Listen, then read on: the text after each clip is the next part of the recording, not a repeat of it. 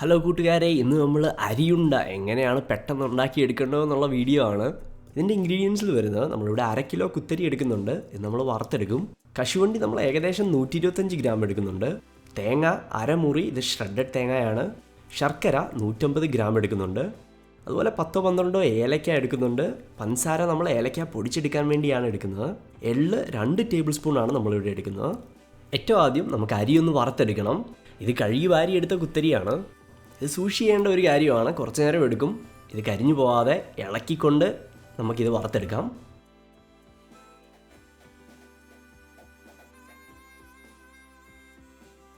ഇതിപ്പോൾ ഏകദേശം നന്നായിട്ട് വറന്നു വന്നിട്ടുണ്ട്. ഇനി നമുക്കിത് ആറി വരാനായിട്ട് ഇതെടുത്ത് മാറ്റി വെക്കാവുന്നതാണ്.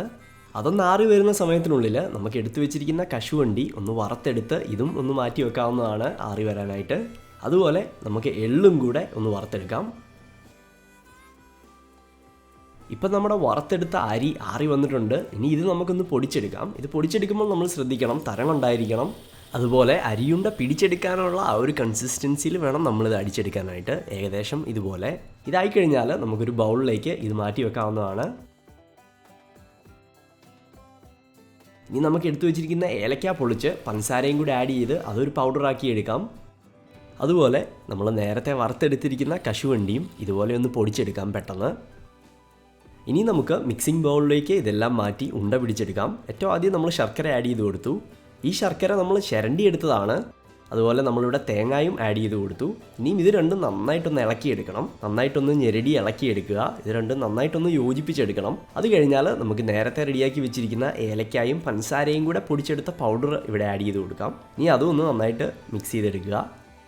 ഇനി നമുക്കിവിടെ കുറച്ച് അരി വറുത്തെടുത്തതിൻ്റെ പൊടിയും കൂടെ ആഡ് ചെയ്ത് കൊടുത്തുകൊണ്ട് ഇളക്കിയെടുക്കാം.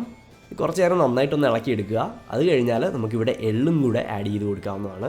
എള്ള് ഓപ്ഷണലാണ്. എള്ള് വേണമെങ്കിൽ മാത്രം നമ്മൾ ആഡ് ചെയ്താൽ മതി. ഏറ്റവും അവസാനം നമ്മൾ നേരത്തെ പൊടിച്ചു വെച്ച കശുവണ്ടിയും കൂടി ഇവിടെ ആഡ് ചെയ്ത് കൊടുത്തു കഴിഞ്ഞാൽ നമ്മളെല്ലാം ആഡ് ചെയ്ത് കഴിഞ്ഞു.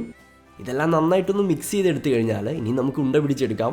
ഇതുപോലെ ഒന്ന് ഉണ്ട പിടിച്ചെടുത്തു കഴിഞ്ഞാൽ നമ്മുടെ അരിയുണ്ട ഇവിടെ റെഡിയായി കഴിഞ്ഞു. ഈ പെട്ടെന്നുള്ള റെസിപ്പി നിങ്ങൾക്കെല്ലാം ഇഷ്ടപ്പെട്ടു എന്ന് പ്രതീക്ഷിക്കുന്നു. എല്ലാവർക്കും വലിയൊരു നന്ദി.